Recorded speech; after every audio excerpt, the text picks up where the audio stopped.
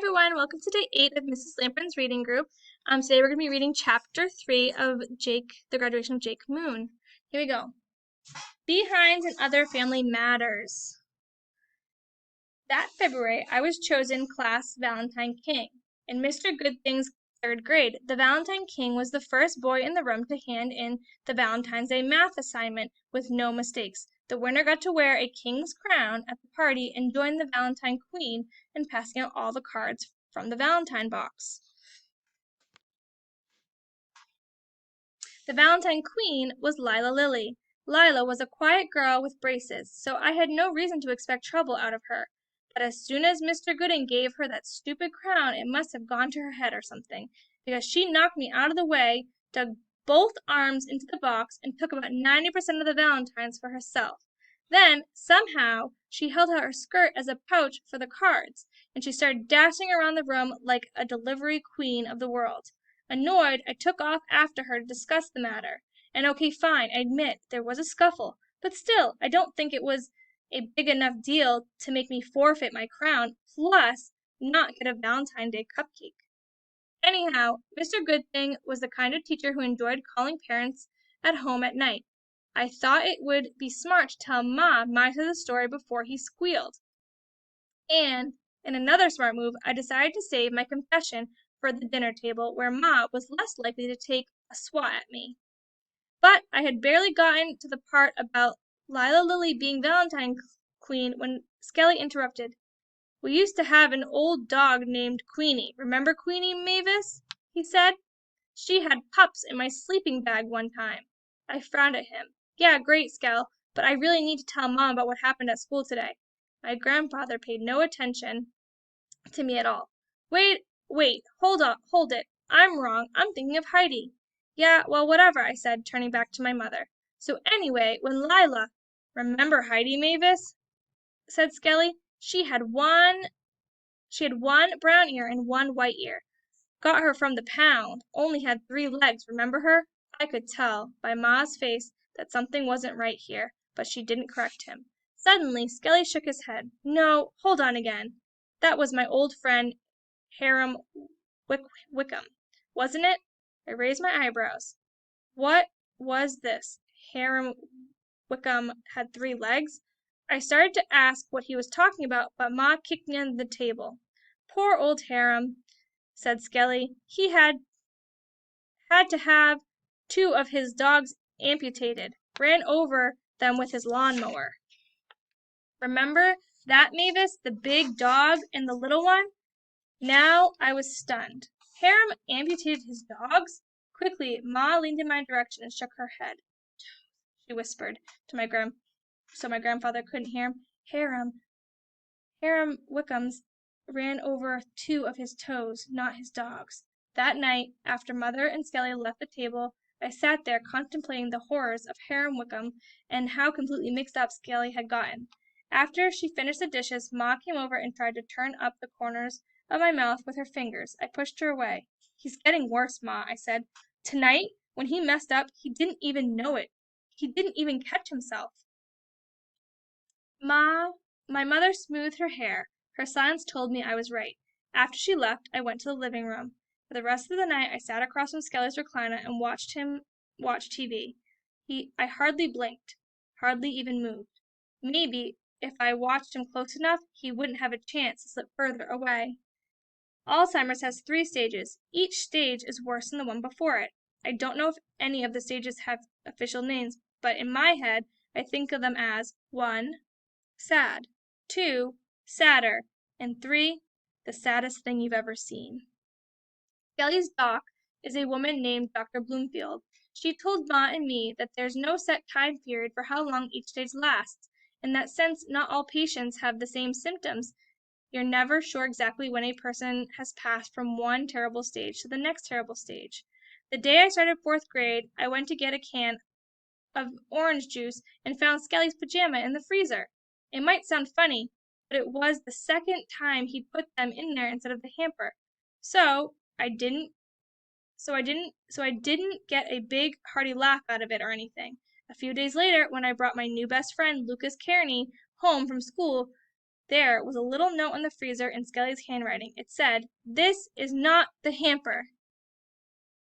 A few days later, when I brought my new best friend, Lucas Kearney, home from school, there was a little note on the freezer in Skelly's handwriting. Oh, I already read that part.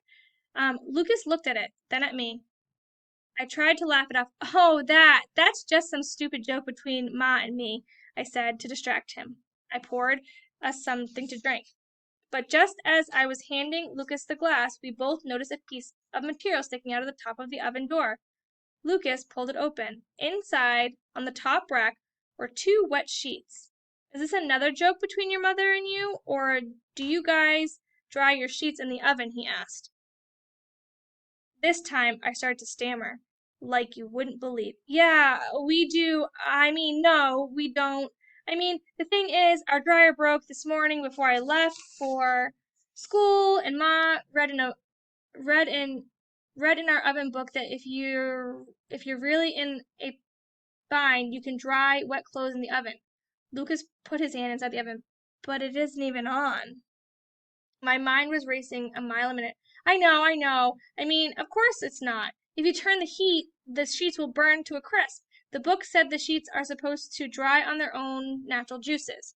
I closed the oven door and pointed Lucas to my room. "Go pick out a video game, okay? I'll be there in a minute." As soon as he was gone, I looked through the kitchen window and saw Skelly working in the yard.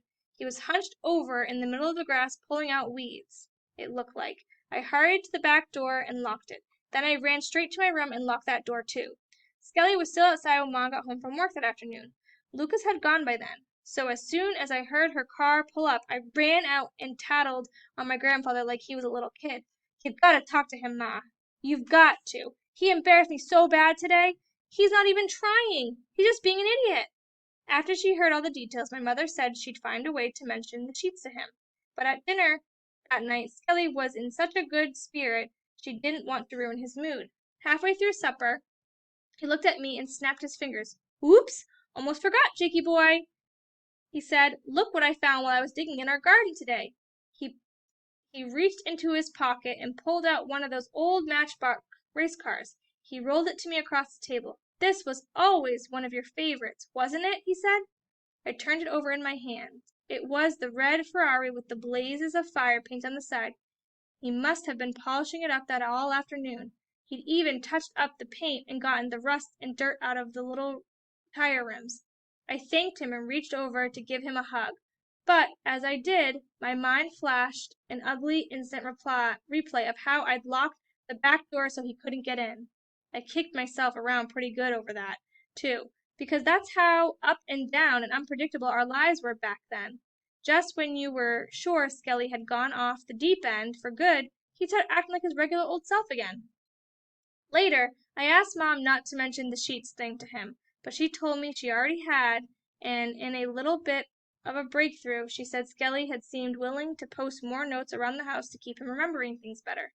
The next morning, when I got up, little post-it notes were taped all over the place, on the phone receivers were a note shouting, "Take message," and there were large notes on the appliances like "Close me" sign on the refrigerator door and "Turn me off" sign over the stove. Also, Ma had made Skelly a list of reminders which she pinned to the bottom of his shirt, like this: "Turn off hose," turn off stove burners, "Lock front door," and for "Wash goes in dryer." She pinned the list upside down, so all he had to do was hold it up to read it. But as helpful as it was to him, it made me sad as anything to see that little list pinned to him all the time. He looked like some forgetful little kindergartner with a note from his teacher. Since my mother is an accountant, she was able to adjust her schedule to work at home during the morning and not leave for the office till noon. She was home again at 4:30. Meanwhile, an old lady from across the street named Etta Gerber looked in on Skelly once or twice until I got home from school at 3:30. Etta came over again at 4 just to double check on the Moon Men, she used to say. She thought that was a hilarious joke, by the way. She acted like she was the first person who had ever thought of it. Usually, I got home from school, Skelly was either working in the yard or down in the basement workshop. All of his life, my grandfather had been a house painter. But after he retired, he started restoring old furniture and antiques. He was a real craftsman, too. Skelly could take some scummy old table that you wouldn't even want to touch, and in a month or two he could have it looking like new. He always let me help him, too, even when I was little and sloppy. If I asked him to help, Skelly would stop what he was doing and teach me how to do the right job. He never made up some pretend little job for me just so I'd stay out of his hair, like some dads do, and wasn't afraid to let me mess up either. Sometimes messing up is the best teacher, he used to say. A couple of weeks ago, I was walking past this house down the street, and there was a little girl who thought she was helping her dad paint the porch steps. But even though her hand was on the brush, her dad's hand was right on top of hers doing the actual painting, so she wouldn't slop it up. And I'm sure the guy meant well and all, but how's the kid ever supposed to learn, you know? When Skelly taught me how to paint, he showed me exactly how far to dip the brush in the can, and how to tap it lightly on the edge, and to shake off the extra so it didn't drip and run.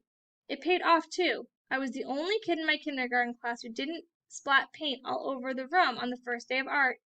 Not one drop anywhere. I mean, I got my first happy face sticker for that. When I think about it, Skelly taught me a ton of stuff in the basement workshop of his. Sometimes he taught me stuff he wasn't even aware of, I don't think. Like the first time I helped him sand a table, the two of us didn't talk for over 30 minutes, I bet. Just stood there working side by side, listening to the rhythm of the sandpaper as it rubbed back and forth across the wood. Even now, I still love the sound of that. We were excellent sanders, Skelly and me. We could sand a piece of wood till it was so it was as smooth as a baby's behind. That was one of my favorite expressions, by the way. Smooth as a baby's behind. Except he pronounced it as behind, with the accent on the B, which always made me laugh because it sounded particularly stupid that way.